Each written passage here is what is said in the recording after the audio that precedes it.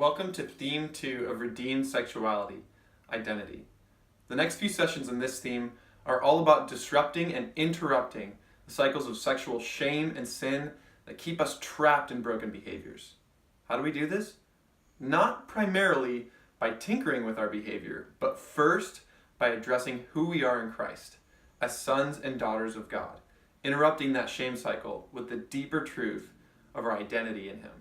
The Bible calls this process putting off the old self of our sinful natures and putting on the new self of Jesus Christ.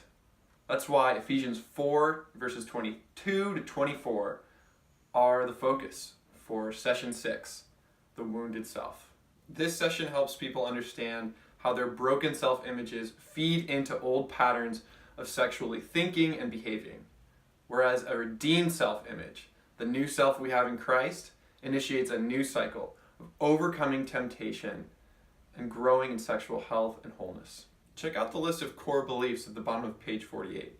These are some of the most deeply held beliefs that we have about ourselves that motivate our sexual patterns of thinking and behaving.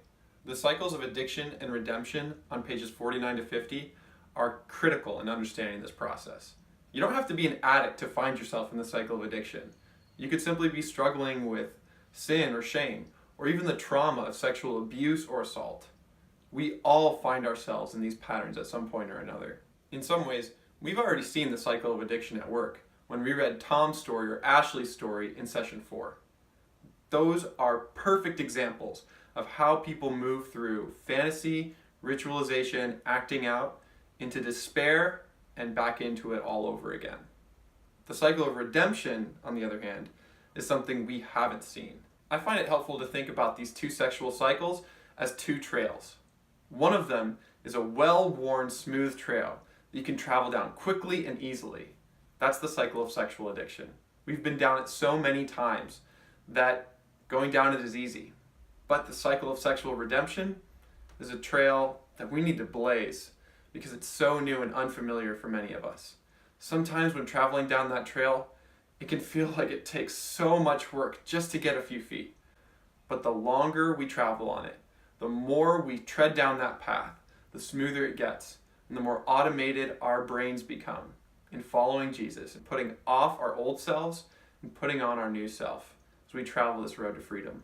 Perhaps the greatest value of looking at these cycles is simply naming what they look like in our own lives so that we can grow in self-awareness and realize, oh, I'm in ritualization. I've gone way too far. It's so helpful to have language to talk about it and then to have people who understand it as well that you can talk about it with.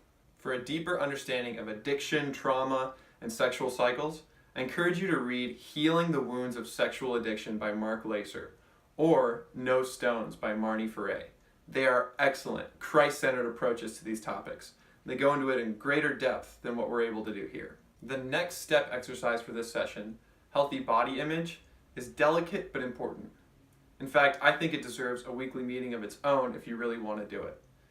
It's another way of looking at the question of how do we put off our old selves and put on our new self. Although this exercise might be especially important for women's groups, it also might be super sensitive material. So as the leader, it's your job to gauge whether or not people are ready for it. And if body image really is an important issue, I encourage you to circle back to it sooner or later. Whether you're focused on moving from addiction to redemption or on having a healthier relationship and view of your own body, the goal is the same: to see ourselves the way God sees us, through the eyes of Jesus Christ, our Creator and our Redeemer, who is rewiring our brains with His redemption and truth.